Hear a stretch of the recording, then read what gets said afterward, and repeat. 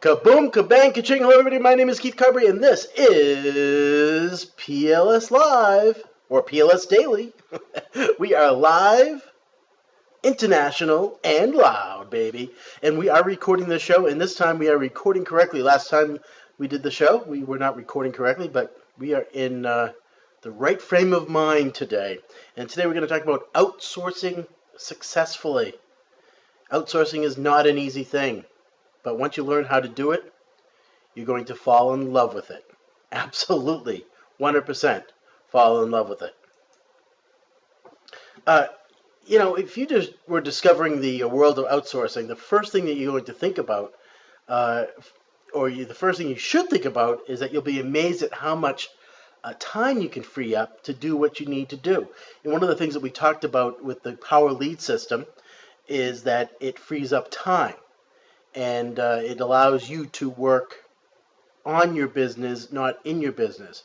And the same thing holds true with outsourcing.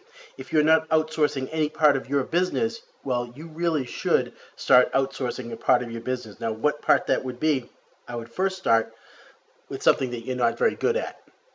I'll give you an example.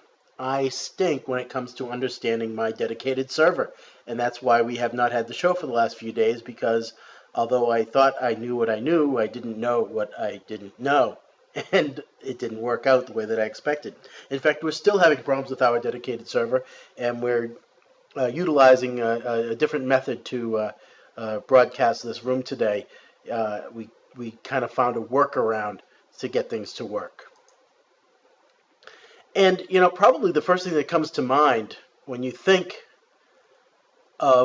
hear about the word outsource is how much it's going to cost you. Well, I really honestly think is how much is it going to save you in the long run. But, of course, all you see are the dollar signs going off in your head. Ka-ching, ka-ching, ka-ching, I'm paying out all this money, right? You may be surprised to find out that outsourcing is not that expensive and is really worth the money. And what I mean by that, it'll end up saving you money in the long run because of time. You can also potentially save money, as I just mentioned, on resources by outsourcing. For example, graphic software can be really expensive and requires a huge learning curve. Outsourcing can be a great alternative in this case.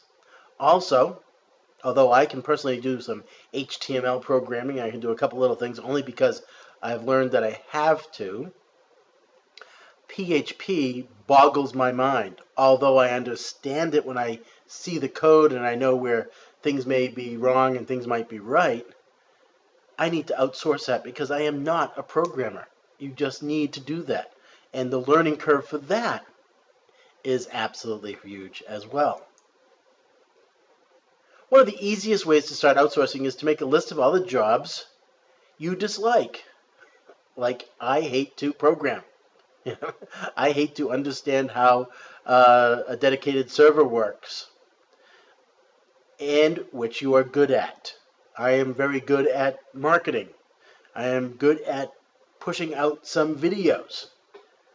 And those are the things that you should probably keep and focus on. Whatever you're good at, keep that. What you're not good at or what you don't like to do, outsource that. Then start looking for someone to help with you in those tasks. Now, I'm going to tell you a short story about recently, and I've mentioned this before in the past. I'm working real hard on delivering a new way of using an autoresponder. And we're using different techniques that nobody else is using in the industry. And that takes time. It takes a lot of time. But recently I hired somebody to help me solve the nut in terms of getting my email system working with my new dedicated server. And when I hired that person, I asked for a specific task that I needed done. Well, because I don't understand this particular task very well, I asked really for the wrong thing.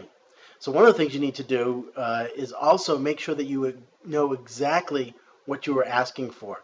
Because if you don't know exactly what you're asking for, you're going to hire the wrong person, which is exactly what I did. And luckily I realized that I hired the wrong person before I started paying him.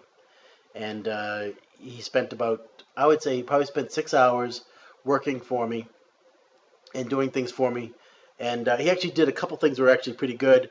But I told him, I'm like, after I realized he had no idea what he was talking about on a specific task, then I said, listen, you're not going to work out.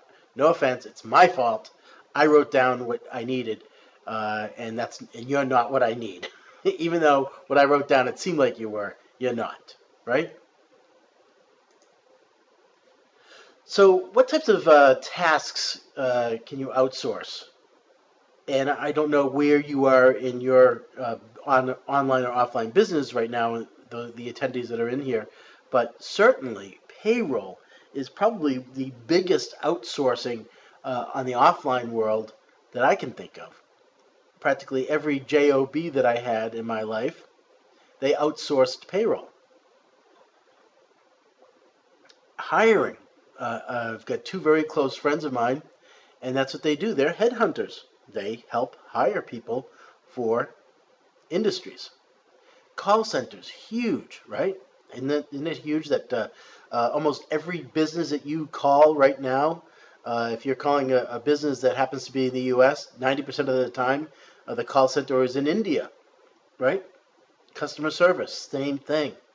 And on a smaller level, everybody in this room can do the same thing. You can outsource all of these features as well.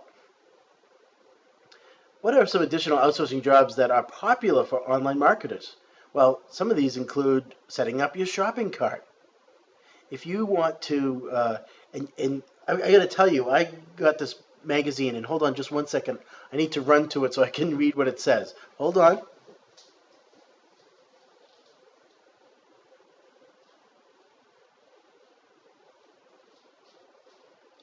And many people have probably actually have seen this magazine. It's on the top left corner. It says "Small Business Opportunities," and I bought it for a particular reason so that I could share some stories in this magazine with you over the coming weeks and months.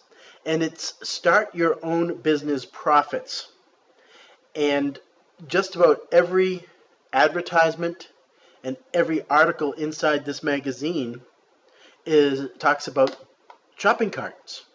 Setting up your small business online requires having a shopping cart, and if you have no idea how to do that, but you have a particular niche that you like, let's say it's the food industry niche, and you've got different things that you've created, and you want to be able to have a shopping cart. Installing blogs, easy peasy these days, right? But some people just can't figure out how to do that. Well, you can outsource to get that done for probably $5 when you contact Fiverr.com, right? Website design. Absolutely. I just hired somebody to design my website for a system called uResponder that we have. And he completely designed it completely different than I would have ever even thought of designing it. And in fact, what he did is he gave me a character guide. And I can't wait to be able to share that with you. So when you think of uResponder, you're going to think of a particular guy. I guess the best way to explain it is when you think of MailChimp, the autoresponder service called MailChimp, what do you think? You think of that monkey, right? Well, if you remember when MailChimp came out several years ago, that monkey was on every page, everywhere, big and showed off everything.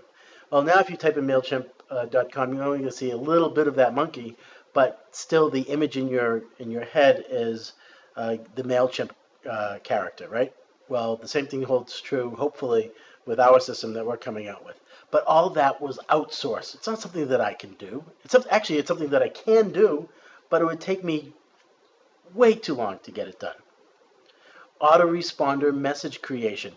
Now, that is something that I would highly recommend if you're a member of PLS now, and if you're not a member of the Power Lead system, I recommend that you click the link in the top right-hand corner. Click that now. It'll probably open up a new video. Once the video starts, pause that video and come back here because you really want to understand how the Power Lead system works. The Power Lead system has some built-in, fantastic, well-written autoresponder messages already. But it's never enough, is it? And here is a little niche. If you write very well, you can now create autoresponder messages and share them with your downline, share them with your upline. Charge people for them if you wanted to.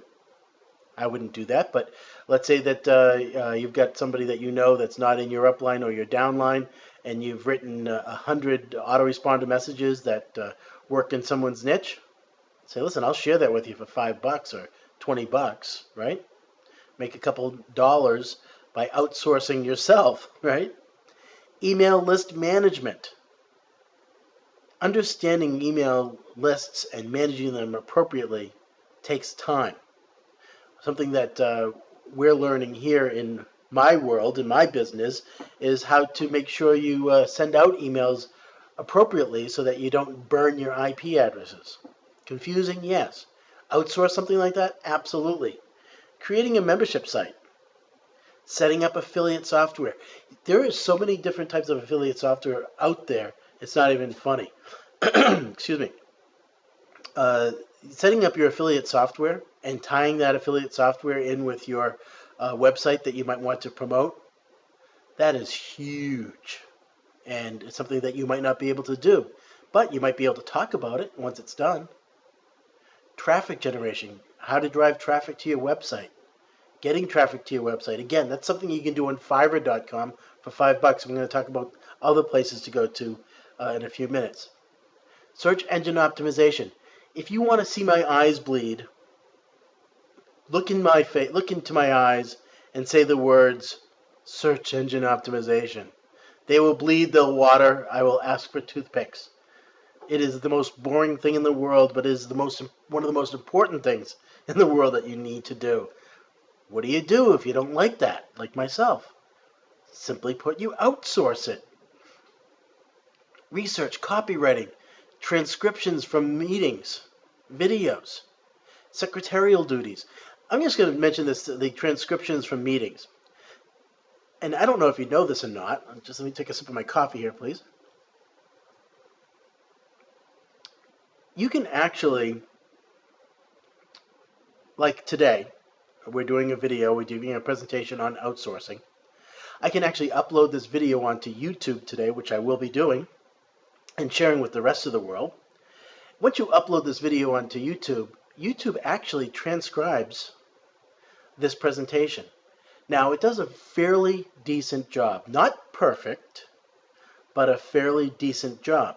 If I slow down my speech, which is very difficult for me because I live in the Boston area, if I slowed things down, then what YouTube provides in return to me with my transcription for free is going to be something a lot better. Secretarial duties. That is absolutely huge. Outsourcing secretarial duties. Personally, I don't like to outsource my secretarial duties because I like to have my secretary with me, so I can wish her a happy Valentine's Day and all that kind of fun stuff. And by the way, happy Valentine's Day, everybody. Graphics for ebooks. Absolutely. Remember, a picture paints 1,000 words, right? So you need to have some good graphics. And I've said this many times as well. If a picture paints 1,000 words, what does a video paint? 1,000,000 words? Probably. And you can outsource videos, too, that you might want to get done. The list, as you can see from the list here, is endless. And there can be subcategories of these as well, right? You can pretty much outsource everything all day long.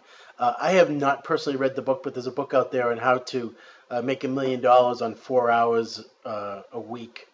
And basically it's about just dealing with people who are outsourcing for you, right?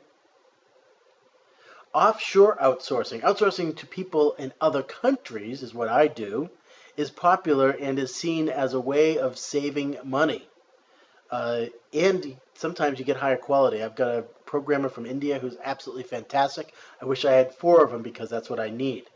The reason why some of my businesses are, some of the things that I'm trying to introduce into the market are not quite ready is because I only have one programmer that's really good, and I wish I had, like I said, I wish I had 4 of them. But there's a trust value that we need to create, and I haven't done that yet with any more. So my programmers are from India, and the Philippines is also a great place if you want to outsource in terms of quality marketing and in terms of customer service for English speaking and understanding, I would recommend the Philippines. Most people from the Philippines speak English and they understand it. Many people in the customer service area for India, they speak English, but they don't necessarily understand it. So I would recommend you look in the Philippines for that. There's absolutely nothing wrong with this, but take a close look at the tasks which you want them to complete. Just like I said, if you go into India, I would not use India for customer service, although, and I think you probably know why. I don't know how much, I bet you everybody in this room has had an experience, nothing wrong with India, but has an experience with customer service in India where the quality is just not there. And it's not because they don't speak the language, it's because they don't really understand our English language very well. The biggest issue can be the language one, as I just mentioned here. Be clear on what you want done. Just as what I said a few minutes ago. I hired somebody and I thought I was being clear on what I wanted done, but I didn't even understand what I really wanted done. So I wasn't very clear, was I?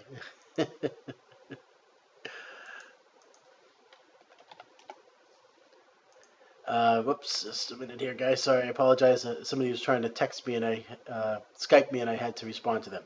Again, be clear on what you want done. The number one thing that you need to remember is that you must be explicitly clear with your instructions. You are so accustomed to doing a task that you perform it without thinking.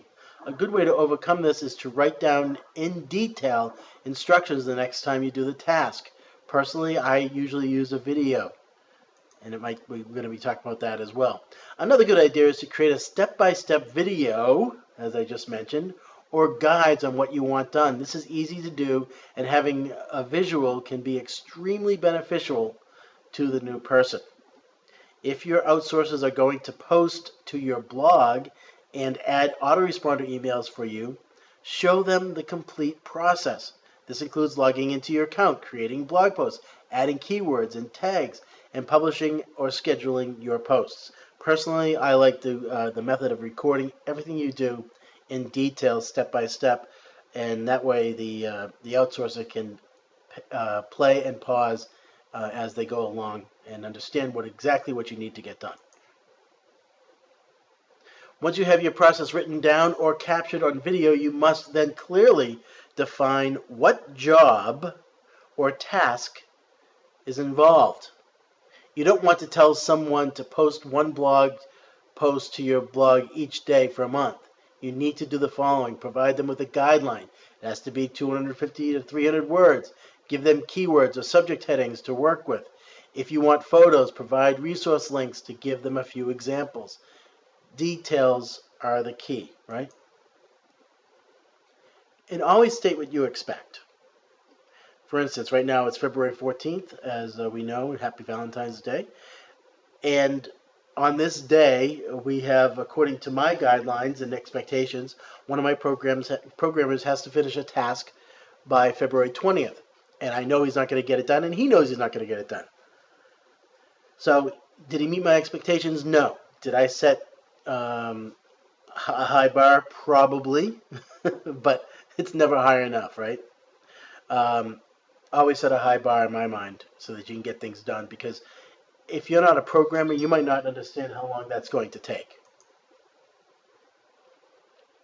Payment terms can be tricky, but they must be agreed upon before the job is started. There is nothing wrong with haggling for a price with a person. You can ask for a quote and then respond with what you think is reasonable. Let me give you an example of what I've done with my programmer, one of my main programmers that I deal with every single day. We've struck up a very good relationship, and when we first started on Odesk. Now, Odesk won't like this, but he no longer works with me through Odesk. He is now outsourced with me. We have struck a better relationship. Now, when I pay him, I wire the money to him rather than pay him via PayPal. Why? Because it saves him money, because the cost of receiving a wire is far less for him. Now, it costs me a little bit more money by sending that wire. So we split the difference. And we both end up saving money by sending out a wire to him. So it's just one example of how you can send money to him. In addition to that, in one part of my business, we've agreed that he's going to receive a portion of the gross income so that I can retain him as an ongoing uh, programmer, and he's going to get paid as a part owner of one part of my business rather than me just paying him outright. And he understands that he might end up getting more money each month by doing this, or he might end up getting a little less money. And there'll also be times where he'll definitely get money and not ever have to do anything in terms of programming for that month. Contracts, you really need to have a contract with these people. Very, very important, having a contract. I think you understand what that is. I don't have to get too detailed with that. Get them to explain the project back to you. And I actually do that with my kids. Just think, if you have children, how many times have you said to your children, okay, I want you to make your bed, get the clothes off the floor, put them in the hamper. And can you tell me what I just said to you? Right? Get them to explain, Dad, you told me to make the bed, and I can't remember what else. And do I really have to make the bed? Right? So make sure they explain back to you what you really want to have done. Every single step. Request reports. I've recently fallen a little short on this personally, but requesting reports is extremely important. Seeing some test results. Always, always, always have some reports so you know that, yes, they really are working on things. As one of, and people in here might not like this, but as one of my favorite presidents growing up, Ronald Reagan once said, yes, I liked Ronald Reagan, deal with it. He was a character. He had spunk in his beliefs. In any case, he said, trust but verify. That's exactly what a report does. Trust as much as you possibly can, but verify, right? Verify that they really are doing what they say they're doing. And that's why you need to have reports. Posting your projects and tasks. When placing a project or a job, you are normally required to make a payment once you hire someone. Then fees and commissions come into play. Percentage rates will vary from company to company, so look at this closely before making your decision. As you are considered the employer, you must make sure that all your tax paperwork is correct and up to date. This is solely your responsibility.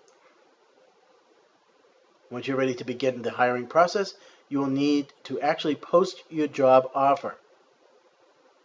There are certain requirements that you will want to look into ahead of time, including finding out how much it costs to post your project. What is the fee and the commission structure? What is the payment method? Do you have to have any money in escrow? Can you communicate away from the site?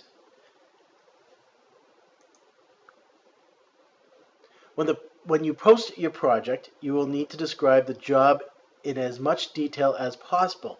Make your job description clear, detailed, and concise. You will want to post your deadline and your payment price. Take the time to make your offer professional, and you will attract a higher quality worker. Once your project is published, you will begin to receive a ton of applications. And this is true especially if you're looking for someone that there are a lot of people that do this task, right? You may find that this person has skills in many different areas, ones that could help you in your business in the future. Now, I'm going to pause this video in just another minute here, but I'm going to go to the next step because my milkman is coming in. So hold on one second. Okay, posting your projects. Give a prospect this is a recap of everything here, obviously. Give the prospect a clear project description. Show that you know exactly what you want. Agree upon a number of revisions which you expect. Reply to questions regarding projects quickly, and provide feedback once the project is completed. You know, one of the things that, especially with a graphics artist, agree upon the number of revisions that you expect. Very, very important, because if there's a gap in communication, if you talk to somebody who's in India and they don't quite understand everything that you're looking for, that's one of the things that you really absolutely 100% need to do. So pay attention to making sure that you get enough revisions. One of the things that I always do is pay a little extra money to make sure you get unlimited revisions. This is the milk bottles right there. Tip number 7, finding the right people. Okay, thank you. Finding the right people. When interviewing a prospect, you can ask for references. Duh. Really? Absolutely you can. And examples of their work, especially if they're doing graphic stuff, right? You can also do a quick search on their name and see what comes back. Duh. Really? I do that all the time. I assume everybody else does that too. You really need to do that. This is an easy way to check on the quality of their content. The easiest way to pay someone is normally via PayPal. Look into using their mass payment services. Now again, as I mentioned, sometimes it's not the easiest way. Well, although it might be the easiest way, it might not be the most prudent way. And to drive down to your local bank to make a wire payment might actually work better for both parties. Okay, what are the best places to find outsources? Well, we've already mentioned Odesk is what I use most of the time. Elance is just as good, maybe even better. I'm just so used to it. Fiverr is great. I love Fiverr. I've got some things that I've done with Fiverr that'll just knock your socks off of the quality that you get with Fiverr. Really, really good stuff you can get with Fiverr. And if it's not good, you only lost $5, right? Utilizing forums and social sites. One of the most well-known forums is the Warrior Forum. Be careful with the Warrior Forum, though, please, because you can actually spend every day, 10 hours a day, in the Warrior Forum and not spending any time on your business or even in your business if you get caught up in the Warrior Forum. But this forum does provide you with a huge selection of people willing to work for you at reasonable prices. Here are some additional places that you can utilize. Digital Point, SitePoint, Facebook, Twitter, LinkedIn, huge, and Craigslist. One of the things that I've always worked on was I used to have a website called Strategic Alliances Work. And that's basically what LinkedIn does now, right?